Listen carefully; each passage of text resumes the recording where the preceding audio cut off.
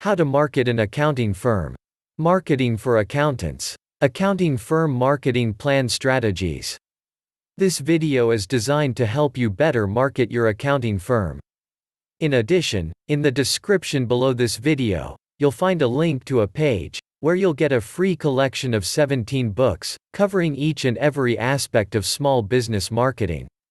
A gift to you with our compliments. Now, how do you judge the effectiveness of your marketing efforts? Easy. Does it produce results? Great-looking ads, fancy logos and flashy websites are worthless if they don't bring in sales. This video presents 10 common marketing mistakes that can help you produce better results. 1. Not having a clearly defined, unique selling proposition, USP. Do you want to fit in, or stand out? In order to thrive in today's cluttered marketplace, every business owner must be able to clearly articulate an answer to the question, why should someone do business with you, rather than your competitor? What makes you unique? Your answer to these questions constitutes your unique selling proposition. Do you offer 24-hour, 7-day-a-week service? Do you offer the lowest price? Do you offer a no-risk guarantee? A strong USP helps you to stand out in a crowded field.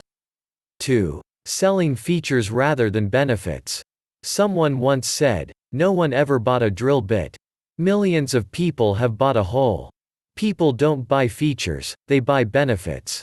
They are tuned into radio station, WIIFM, "What's in it for me?" Tell them clearly how the features of your product or service will help them, make their life easier, etc.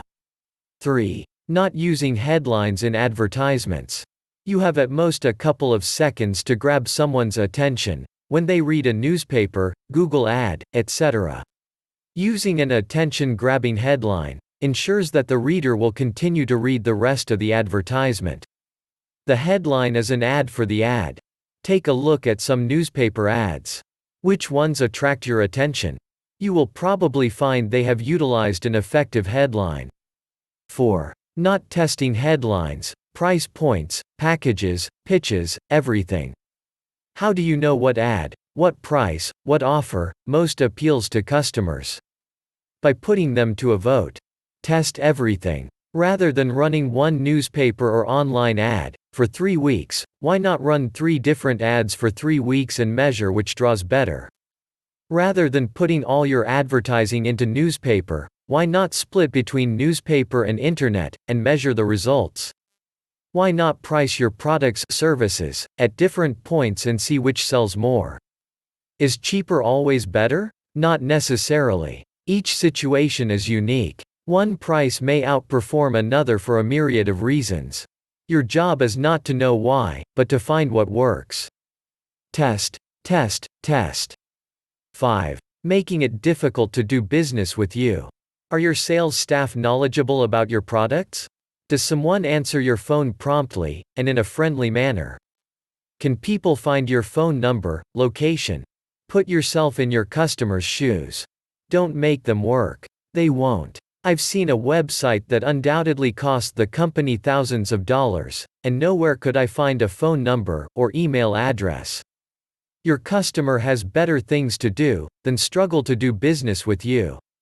6. Not finding out what your customers' needs are.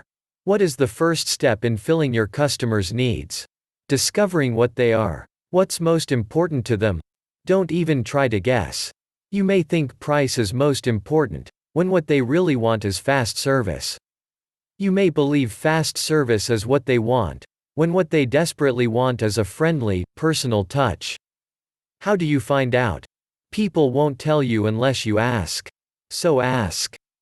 7. Not maintaining an up-to-date customer database. Your customer list is pure gold. Rather than always working to bring new customers in the door, why not take advantage of the goodwill you have already built with your existing clientele?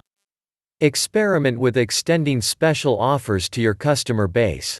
Ask for referrals. Send them a card on their birthday. Call and ask what they most enjoyed about doing business with you, or what they disliked doing business with you. You worked hard to develop these relationships. Recognize their value, and work hard to re-delight them. 8. Not eliminating the risk. What stops a customer from buying from you? Are they unsure that your offer is worth their hard-earned money?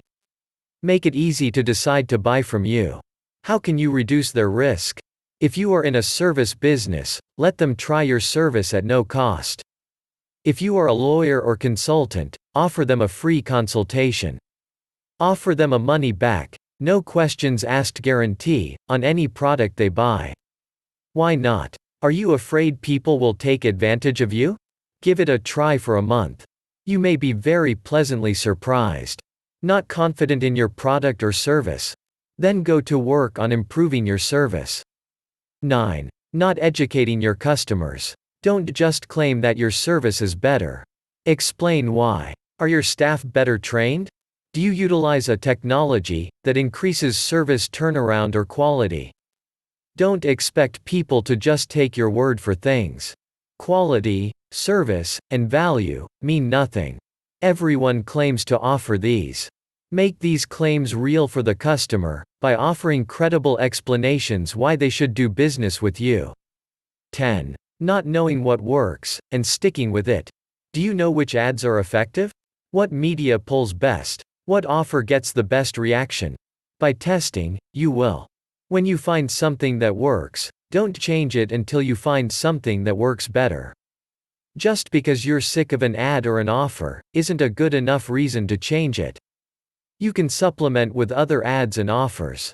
If it works, keep it.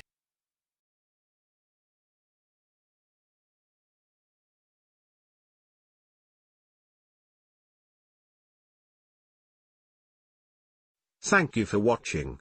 Please like this video,